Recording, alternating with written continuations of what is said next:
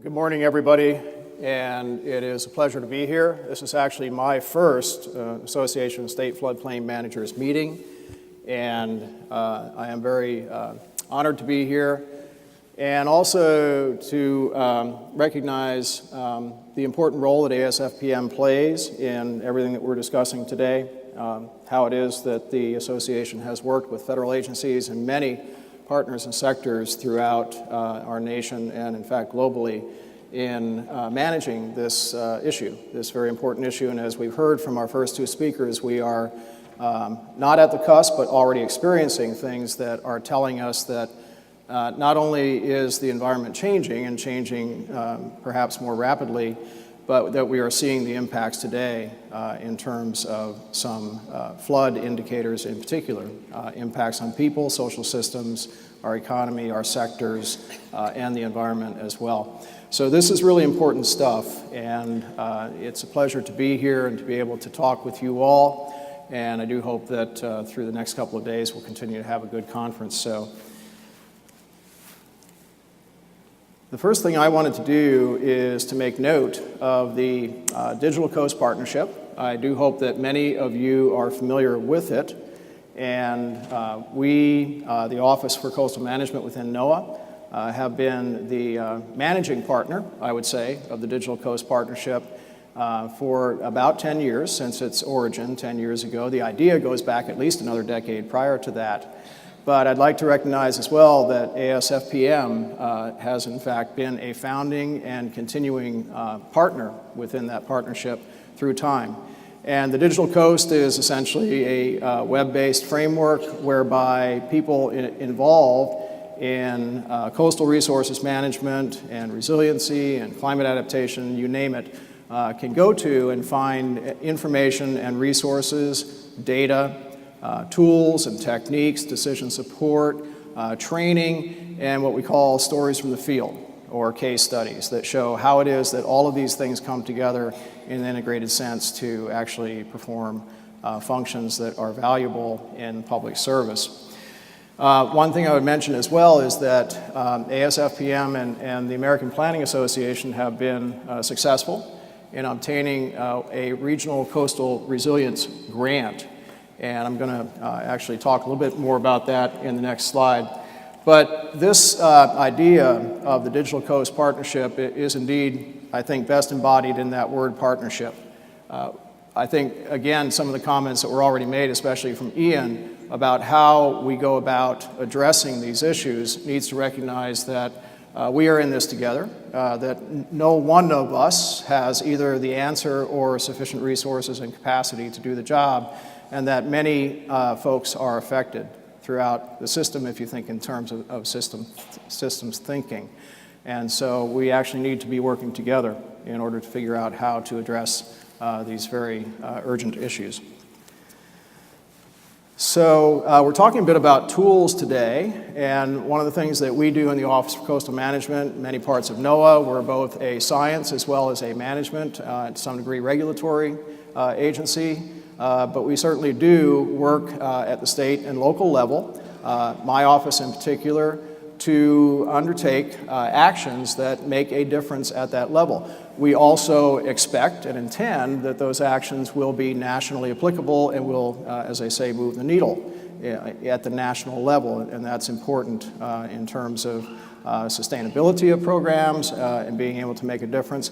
And it gets back to that core issue of how is it that we are recognizing that the nation itself is making progress, because if it's just a series of one-offs or community by community and only with that in mind, we're not actually connecting the dots, we're not learning from each other, we're not figuring out how it is that we can make more of the sum versus the independent parts. So I had mentioned this Regional Coastal Resilience Grant program that we have been administering for the last 2 years. We received funding in FY15 and FY16 in our appropriations.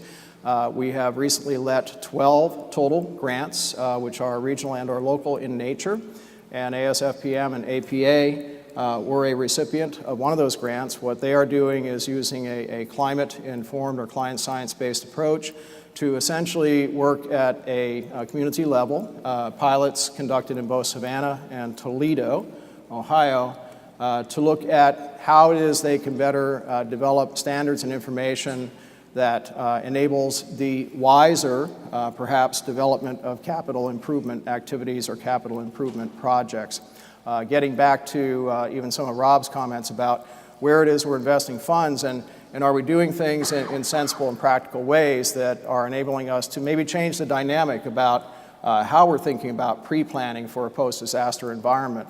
Are we continuing to move toward adaptation as compared to just reaction, and doing what's right in front of us versus what we can do to think ahead, and indeed to some degree, if possible, standardize some of what we're approaching, because in standards we recognize that there are often efficiencies to be gained. And I think the other thing that's really critical about this is that not only can we then take this through this project and to apply it to national guidance, but also it's the power of the partnership, again, getting back to not just Digital Coast, but all of the associations that we work with in the Digital Coast framework as an illustration.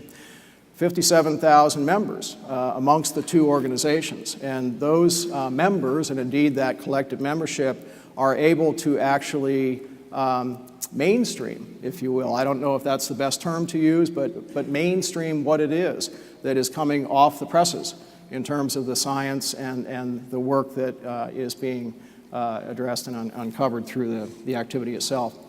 I've actually spent a lot of time on Capitol Hill, starting back in February and all the way through earlier this month, talking about the Regional Coastal Resilience Grants Program itself, but also more generally, resilience and climate and adaptation and the things that we're facing.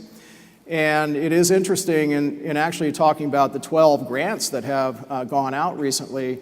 Each and every state senator or representative, congressman or woman that is within their district or their state a recipient are of course very interested in what those grants are doing.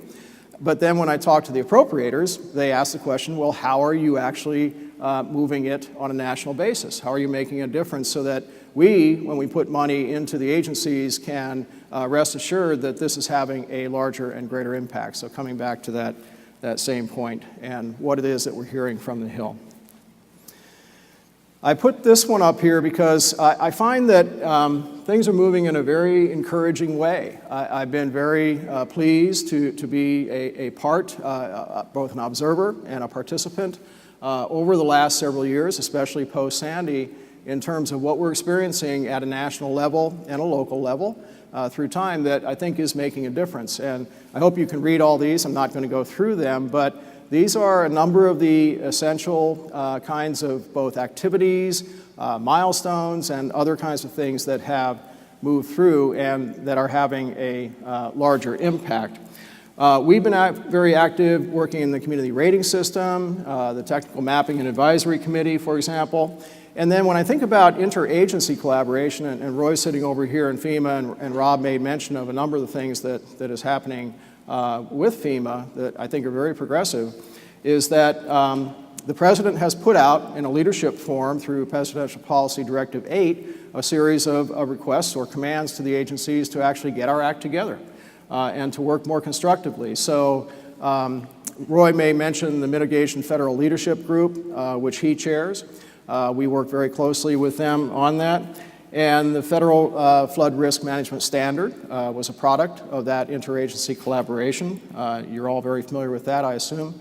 We're also getting ready to release some indicators of community resilience that connect back to federal capacity to actually make a difference. And if we have these indicators and we know what we're shooting for, then we're better able to marry up what it is we intend to do with the capacity and with the indicators that we're seeking to show progress through. And then the National Disaster Recovery Framework. I want to come back to Rob's comment. I truly believe that we do, in fact, come up short in terms of pre-disaster planning for a post-disaster environment, because we have that issue of initial survivability, and people do want to get back. I like the National Academy of Sciences definition of resilience because it does contain the different components, including being able to absorb, to prepare and plan, and to recover, but also to adapt. And when I think about resilience, I don't think about it as something that is so large and unattainable that we get stuck, but rather that it's a way for us to think about continuous improvement and investments in continuous improvement that keep us moving in that adaptation cycle, because we recognize that we do have a changing environment, we have a changing social and economic structure that is impacted by and impacts that. So we just really, I think, need not see this as something that is difficult to attain or nonsensical, but rather something that is very commonsensical and in fact is attainable if we think about continuous improvement through adaptation. So just touch quickly on a couple of tools. We worked collaboratively with FEMA, with the U.S. Global Change Research Program, Army Corps of Engineers, and others post-Sandy to develop the Sandy Future Planning Tool for flood risk management using best available science data, flood mapping data for the New York, New Jersey areas, as well as the information that is needed from sea level rise scenarios, and to be able to downscale those and say, what can we expect in a particular area? Now, this is very helpful, and I think continues to be helpful to New York and New Jersey as they continue through their redevelopment processes. This is the kind of information that's necessary more nationally, so that we actually get to that level of detail and can have more certainty and reduce that not both risk, but also the level of uncertainty that we have when we're making decisions about investments, wise investments. We are also very active in my shop and other parts of NOAA in advancing what we call natural and nature-based features or solutions or green infrastructure, hybrid solutions to helping to reduce risk, to protect our ecosystems and social and economic systems as well. We in the Office for Coastal Management, you can see here, offer a number of things, both approaches as well as tools, as well as training to move this forward. Now, I will say, and I'm a firm believer, that anything, and as a scientist, you like to test the hypotheses and you like to test through pilots essentially what you say you think can be done. I think green infrastructure, while it has a long history, is still in that kind of learning phase where it is that we need to better understand the costs and the benefits and the trade-offs that are involved in actually undertaking these kinds of solutions to make a difference in improving our resilience. And it's not something that you can just willy-nilly rush into and have an expectation that it's going to perform exactly as you expect, because the science isn't necessarily all there for all the things we want to do. But some things actually are well tested. And I think that the other important point about this is that the co-benefits of green infrastructure, and I hope you've been talking and hearing about those as well, it's not just for flood protection, but it's for a range of things, including water quality, including improved recreation and tourism opportunities, including a whole range of things that affect the social and economic systems of the country as well. We've been working very closely with the Army Corps of Engineers on this. Most recently, we held a workshop in March in Charleston, South Carolina, where I'm from, with our Engineering Research and Development Center, also included the National Marine Fisheries Service and NOAA. And we talked about how it is that we can work more collaboratively to transfer both our expertise and understandings on a technical basis, but also then to look at the management applications. One of the things that I find very intriguing is this idea about beneficial use in operations and maintenance of our ports and harbors that the Corps is responsible for of the dredge materials. And there are certain challenges in that, and the Corps has a way, a methodology by which they need to cost things out.